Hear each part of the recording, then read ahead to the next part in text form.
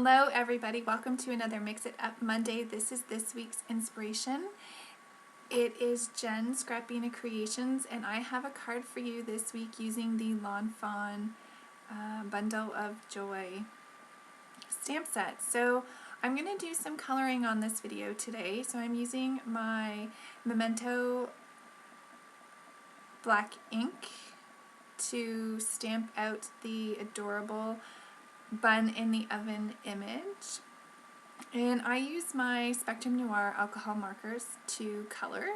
And so I just want to start off, I usually start off with the lightest colors and then move towards my darkest. So I wanted to use the yellow in the inspiration piece and just do a soft, warm yellow glow on the inside of the oven.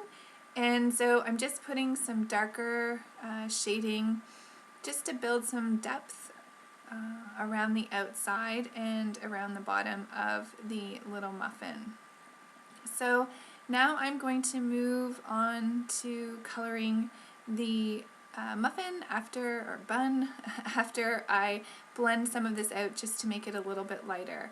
So I started off with the BG family, which is like a warm brown color family, but then I decided I wanted it to be a little bit more golden in color just to kind of match with the yellow from the inside of the oven.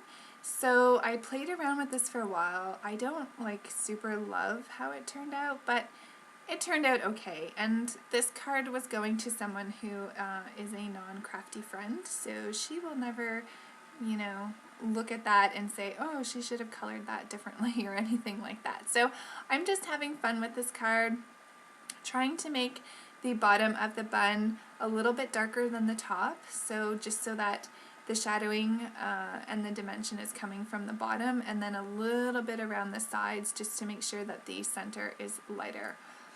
So I'm working with the green and blue from the inspiration piece for most of this card. This is for my friend who is having a little baby boy in a few weeks. And so I'm starting off with this light color, and then I'm just doing a really dark edge here using this TB4 color. And then you're going to see there isn't really a marker in between there, so I'm going to start doing the touch-to-touch technique to get my medium color. So then I realized I just wanted to turn it around to the chisel end. I find that you get more ink on the marker if you use that end, that larger end. And this doesn't hurt your markers, it just blends out seamlessly like you have never even done it before. So just making sure that the outsides of the oven are darker than the insides to again create some dimension and depth to the image, just so it pops off the page a little bit. And you can see how I'm just working through those colors, and then I'm going to go over a final time with the lightest color to make sure that that's all blended in. So I'm almost done that. The last thing I need to do is I'm just going to use a really soft gray. I'm going to use my Wink Estella to give some glitter to the card. And then I'm going to do some soft gray here. And I'm not too worried about that because you'll see at the end I'm going to do something with that. So here I'm just showing you, I have my Scotch roll of foam adhesive, and I'm going to be doing, I already cut out the circles, I just thought it was easier than doing it on camera, and I'm going to be doing a shaker circle here, well, a shaker element of the card using these circles. So I used my diamond die circle dies, and what I'm doing is I'm using two really thin pieces because this foam has to actually sit under that thin blue, that piece right there. So you just saw me, I just had a paintbrush and some baby powder. It does the same thing as a powder tool. I don't have one, so I just use baby powder and a paintbrush. It works great. So I adhered 2 levels of this, peeled off the backings on both, which gives you room to move. Christina Warner had just shown this on a video. It works perfectly. So it will make your shaker card, pockets, whatever you're making a lot easier if you use this technique. So I would encourage you to try it. So I'm just sticking down some cardstock here, and there's the little shaker portion of the card. So I'm just seeing how that looks with the image. And now I want to use a ribbon for the left side of the card. And because this is a pre-made, this is a DCWV pre-made card base, I'm going to just cut a slit in the top of the card using my X-Acto knife, and I'm going to just put the ribbon in there, and then it'll look really pretty when she opens the card as well, because it'll be on both sides. So where I'm going to attach it is where the bow is going to sit, and I already tied the bow just because I can fiddle with them for a while, so I didn't want you to have to watch that. But yeah, so I want them to line up where the bow is going to be, so you don't see a seam at all in the card when you're looking at it. So I'm just going to use some red line tape to adhere that down.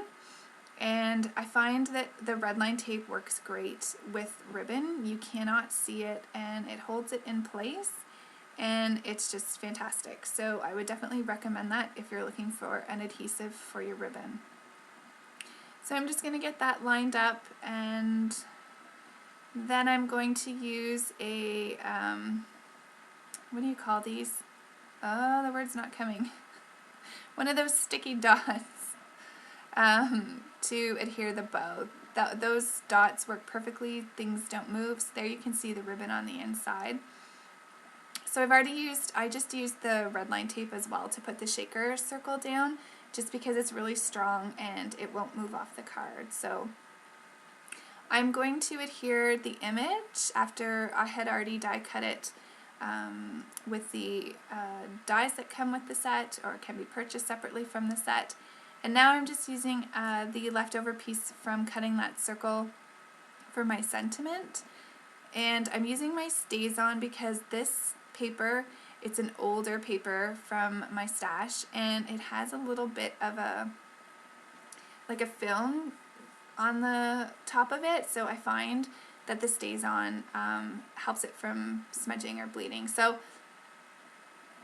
I really wanted to kind of do something different here, and I wanted this to kind of look like it was a present, so that's why I have the sentiment that way. I don't know. What do you guys think? Do you think it works? Write in the comment box below.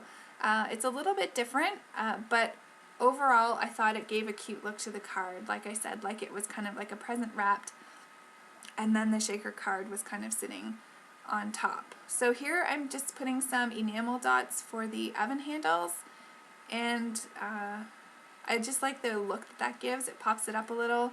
I'm going to use some glossy accents for the little bun, and then that handle piece of the oven.